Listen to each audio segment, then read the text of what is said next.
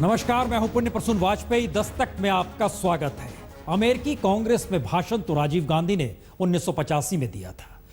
उसके बाद देखिए तो सिलसिला कमोवेश हर उस प्रधानमंत्री का रहा जिसने कार्यकाल पूरा किया। उसमें अटल बिहारी वाजपेयी भी, पीवी नरसिम्हा राव भी, मनमोहन सिंह भी। लेकिन आज प्रधानमंत्री मोदी का भाषण, ये दौर अलग है, ये वक्त अलग है, स्थितियां अलग हैं। चुनाव है, किसी ना किसी रूप में अमेरिका में पाकिस्तान निगाहों और निशाने पर है। लेकिन इन सब के बीच दस्तक में बात आज ज्यादा बड़े कैनवास के साथ होगी। जिस अमेरिकी कांग्रेस में दुनिया के दर्जनों देश आकर भाषण दे चुके हैं, वहां के राष्ट्राध्यक्ष, वहां पर आज तक चीन को क्यों नहीं बुलाया गया? भारत के सामने संकट चीन को लेकर है, तो आज प्रधानमंत्री मोदी ने खुले तौर पर इस बात का जिक्र कर ही दिया कि एशिया और अफ्रीका में शांति तभी होगी जब अमेरिका भारत के साथ खड़ा हो जाए। बहुतेरे संकेत थे, उसमें कुछ अतीत की बातें थी, आने वाले वक्त की आहट थी। लेकिन इन सब के बीच ये पहला मौका था। भाषण कई बार हुए, लेकिन पहला मौका था कि उंगलियां कम पड़ गई जब आप गिने कि तालियां कितनी बार बजी। ये स्थितियां छोटी पड़ गई जब आप सोचें The Prime Minister of the Republic of India.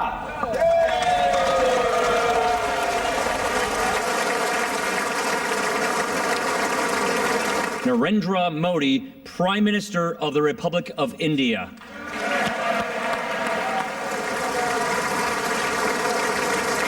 This temple of democracy has encouraged and empowered other democracies the world over.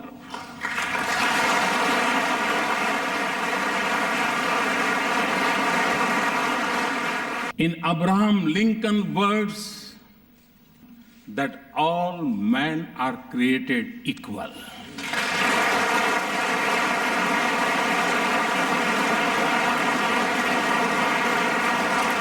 The land of the free and the home of the brave in service of mankind.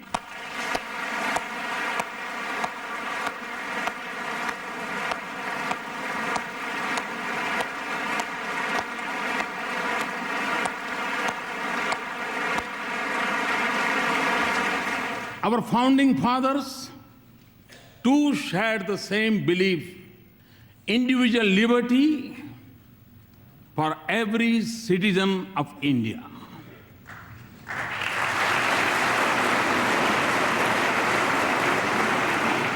Gandhi's non-violence inspired the heroism of Martin Luther King.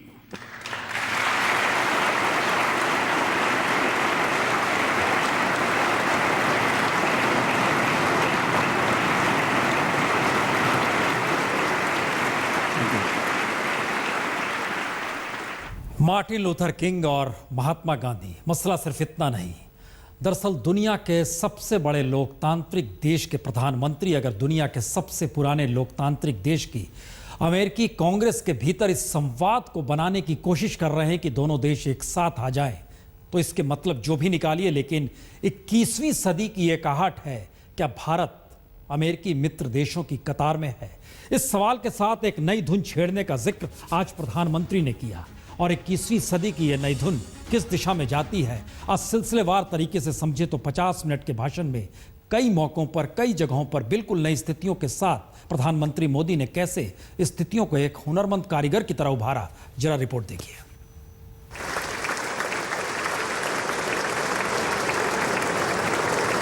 दुनिया के सबसे पुराने लोकतांत्रिक देश के तार कैसे दुनिया के सबसे बड़े लोकतांत्रिक देश से जुड़े हैं और कैसे बदलते भारत की तस्वीर में अमेरिका भी शामिल है।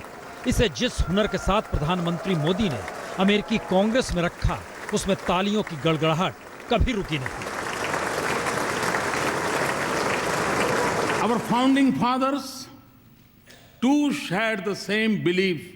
गांधी और मार्टिन लूथर किंग की याद से लेकर ओबामा के दौर में रिश्तों में आए नए आयाम 21वीं सदी की कैसे अगुवाई करेंगे, इसे भी तालियों की गड़गड़ाहट के बीच ही प्रधानमंत्री मोदी ने रखा।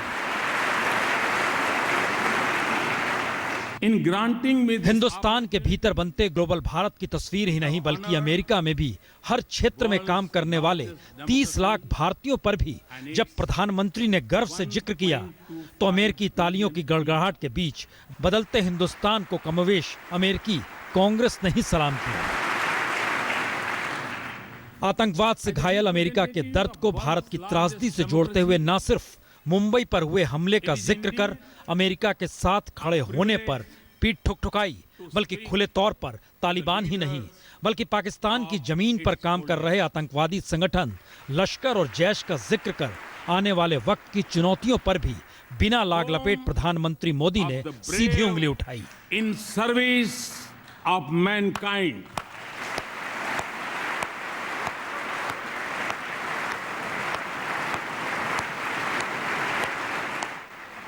अमेरिका के साथ खड़े होने पर भारत कैसे एशिया ही नहीं बल्कि अफ्रीका में भी शांति ला सकता है, इस आह्वान के साथ आतंकवाद गुड और बैड हिस्से में नहीं बांटा जा सकता, इस बात का जिक्र कर प्रधानमंत्री मोदी ने कुछ इस तरीके से अमेरिका के सामने मुनादी की, अगर वो हर संघर्ष में भारत के साथ खड़ा हो जाए तो फिर अंतर्राष्ट्रीय तौर पर एक नई लकीर दोनों देश मिलकर खींच सकते हैं। कह सकते हैं जितने भी मुद्दे चाहे वो मोदी सरकार हिंदुस्तान के भीतर खींच रही हो या खुद प्रधानमंत्री मोदी दुनिया घूम घूम कर अलग अलग देशों को अपने तरीके से जोड़ने का आह्वान कर रहे हो, इन सब के बीच अमेरिका की मौजूदगी भारत को किस तरीके से आगे बढ़ा सकती है और भारत किस तरीके से अमेरिका के साथ मिलकर दुनिया की स्थिति को बदल सकता है, इसका नायाब चेहरा अपने भाषण के जरिए प्रधानमंत्री ने जब पेश किया तो सिर्फ और सिर्फ तालियों की गड़गड़ाहट गूंजती रही, कई बार नहीं अनेकों बार। The orchestra have sufficiently tuned their instruments.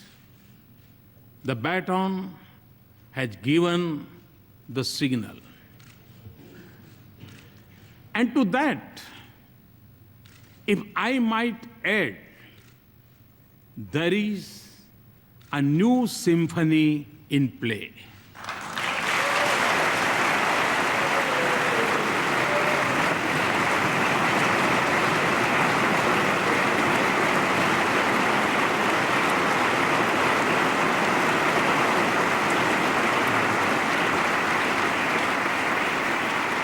संबंधों की यह नई धुन 21वीं सदी में कैसे किस रूप में गूंजेंगी, कुछ रुकावटें भी हैं।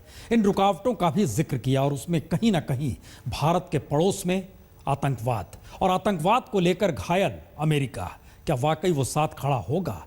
पाकिस्तान का नाम तो नहीं लिया, लेकिन सब बातों का जिक्र खुले तौर पर प्रधानमंत्री मोदी ने कुछ यूं किया। In the territory stretching from west of India's border up to Africa, it may go by different names, from Lashkar-e-Taiba to Taliban to ISIS, but its philosophy is common, of hate, murder, and violence. Although it is a shadow spreading across the world, it is incubated in India's neighborhood. I commend the members of the US Congress for sending a clear message to those who preach and practice terrorism for political gains. सवाल सिर्फ आतंकवाद का नहीं, सवाल तो उससे कई कदम आगे का है, क्योंकि जिस अमेरिकी कांग्रेस में आज प्रधानमंत्री मोदी ने भाषण दिया, उस अमेरिकी कांग्रेस में पहला भाषण विंस्टन चर्चिल ने दिया था। द्वितीय विश्व युद्ध का वो दौर था, उस वक्त सोचा नहीं गया था कि इस तरीके से अमेरिकी कांग्रेस बन जाए, इस रूप में यहाँ पर अलग अलग दुनिया के लोगों को बुलाया जाए और कहा जाए आप अपनी बात रखिए। वो दौर विश्व युद्ध का था, लेकिन 1945 में तय किया गया, हाँ दुनिया के लोगों को अब बुलाया जा सकता है। लेकिन जरा कल्पना कीजिए, 70-71 बरस बीत गए, लेकिन इस अमेरिकी कांग्रेस में कभी कोई चीन का अध्यक्ष यहां नहीं पहुंचा, ना माओ पहुंचे, ना मौजूदा वक्त में अब कोई पहुंचा। अमेरिका और चीन के बीच की टकराहट के बीच भारत आकर खड़ा हो गया है। कोशिश कीजिए इस रिपोर्ट के जरिए समझने की, भारत को जितनी अमेरिका की जरूरत है, अमेरिका को कि भारत की उतनी ही जरूरत है। Speaker, the Prime Minister of the Republic of India.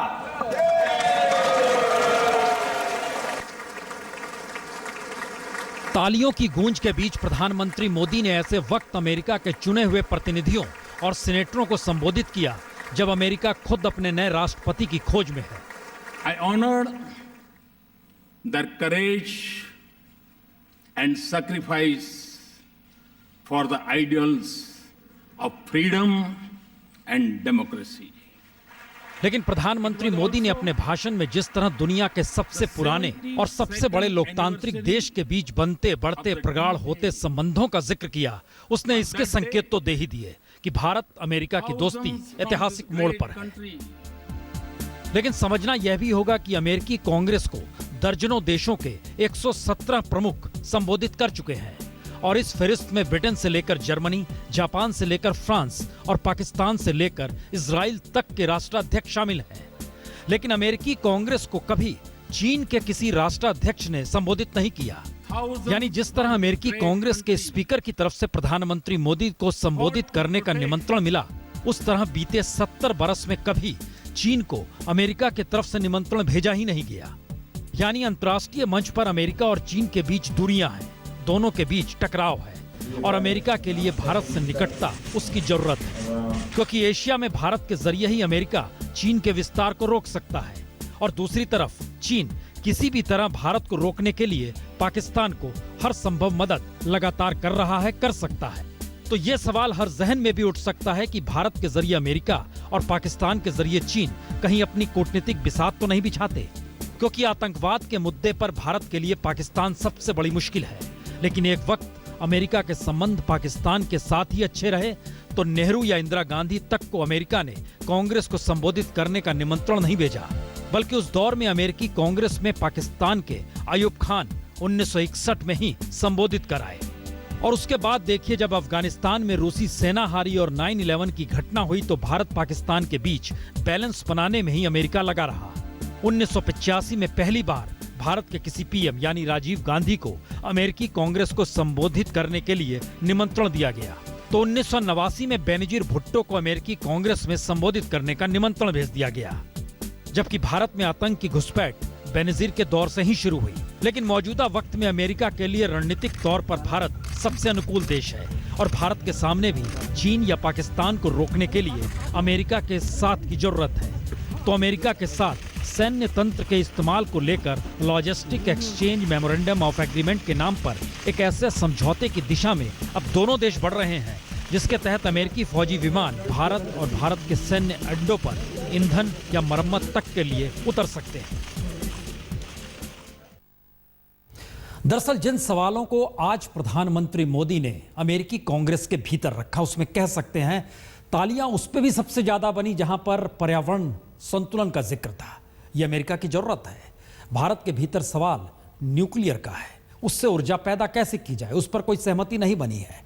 ये सारे सवाल बार बार उस दिशा में लेकर आते हैं कि भारत अमेरिका के करीब जाने की कोशिश बार बार करता है और अमेरिका अपने स्वार्थों के मद्देनजर कहीं चेक एंड बैलेंस का खेल कभी चीन के साथ कभी पाकिस्तान के साथ खेलता जरूर है। लेकिन बहरहाल कुछ हिस्से हम दोबारा आपको लिए सुनाते हैं। प्रधानमंत्री मोदी जिस उत्साह उल्लास के साथ वहां पर जिन बातों का जिक्र कर रहे थे, क्या अमेरिका उस लकीर के साथ खड़ा हो सकता है?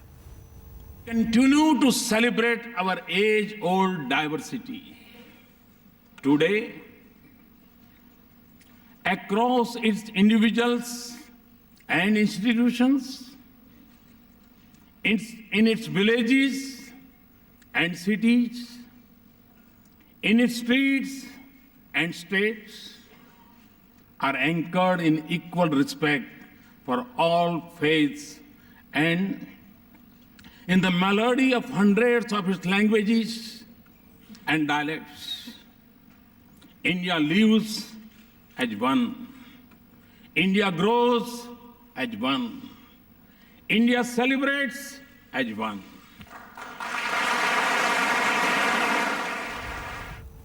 जाहिर है हिंदुस्तान को समझने के लिए पश्चिमी देशों की एक अपनी अपनी समझ है, ये कह सकते हैं। लेकिन इन सब के बीच वहां जो लोग मौजूद थे उनके भीतर भारत को लेकर, प्रधानमंत्री मोदी के भाषण को लेकर, यानी आर्थिक नीतियों को लेकर जाहिर है एनआरआई जो भी हो, जो भी देश के बाहर है, उसके जहन में ये सवाल जरूर उठता है, भ्रष्टाचार खत्म हो जाए, काले धन पर रोक लग जाए और इन सब के साथ आर्थिक विकास दर आगे बढ़ता चला है। प्रधानमंत्री इस बात को जान रहे थे कि अमेरिका के भीतर इस बात को लेकर कहीं ना कहीं संशय की स्थिति है कि भारत का आर्थिक विकास क्या वाकई उनकी सोची समझी सोच के हिसाब से हो रहा है। जिक्र प्रधानमंत्री मोदी ने किया।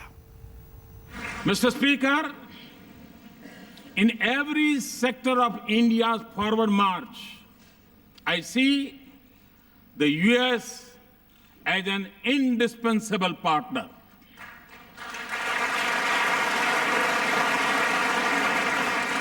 Many of you also believe that a stronger and prosperous India is in America's strategic interest.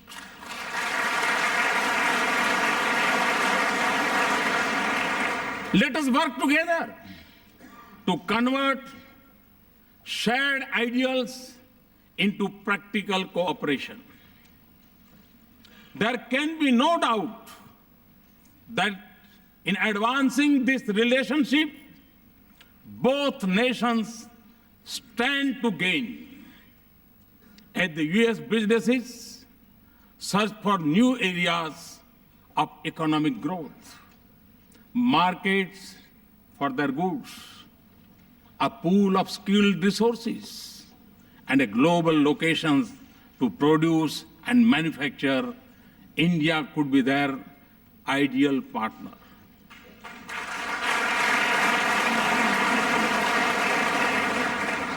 India's strong economy and growth rate of 7.6% annum is creating a new opportunities for our mutual prosperity. Transformative American technologies in India and growing investment by Indian companies in the United States both have a positive impact on the lives of our citizens. जाहिर है प्रधानमंत्री इस हकीकत को समझ रहे थे कि मौजूदा वक्त में अमेरिका की जरूरत भारत के पास कहीं ज्यादा है, क्योंकि अगर पुराने पन्नों को पलटकर देखिएगा तो जिस वक्त राजीव गांधी गए थे अमेरिका के साथ टेक्नोलॉजी के आदान प्रदान का जिक्र उन्होंने सबसे पहले किया था। बाजार खुलने चाहिए इसका जिक्र पीवी नरसिम्हा राव ने किया था। अटल बिहारी वाजपेयी खासतौर से कश्मीर मुद्दे से जुड़ते हुए कहीं अंतर्राष्ट्रीय तौर पर अमेरिका को साथ खड़ा करने की कोशिश कर रहे थे। मनमोहन सिंह के दौर को याद कीजिए तो परमाणु संबंध और उन सब के साथ कहीं ना कहीं दोनों देशों के बीच बाजार और इकोनॉमी को लेकर खुला जिक्र था। और इन स्थितियों के बीच अब प्रधानमंत्री मोदी, जो प्रधानमंत्री अमेरिका जाता है निकट आता है, लेकिन कुछ सवाल हर जहन में हो सकते हैं। लेकिन आज मौका डिंपल के जन्मदिन का भी है। गीत सुनिए। हम तुम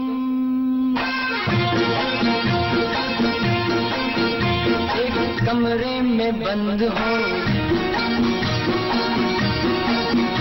और चाबी खो जाए,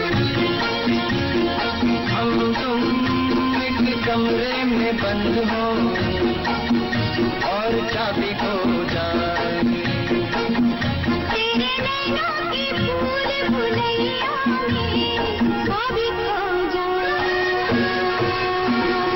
हम तुम एक कमरे में बंद हो और चाबी खो जाए, सागर किनारे दिल ये पुकारे, तू जो नहीं तो मेरा कोई नहीं है, ओ सागर किनारे।